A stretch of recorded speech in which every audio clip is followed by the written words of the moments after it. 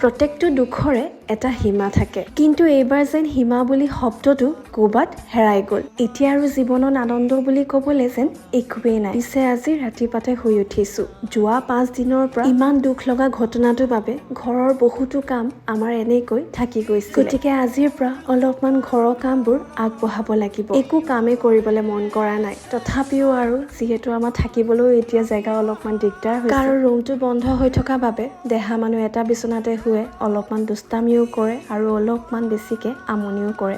গতিকে আৰু উপায় নোহোৱাকৈ আজি যেন তেনকৈ কামবোৰলৈ হাত দিছোঁ। ৰুমৰ লাইটকেইটা হোৱা মানে অলপমান মনটো এতিয়া শান্তি লাগিছে, কাৰণ প্ৰায় এমাহৰ পৰা তেনেকৈ আৰু থাকি থাকি এতিয়া অশান্তি পোৱা হৈছোঁ।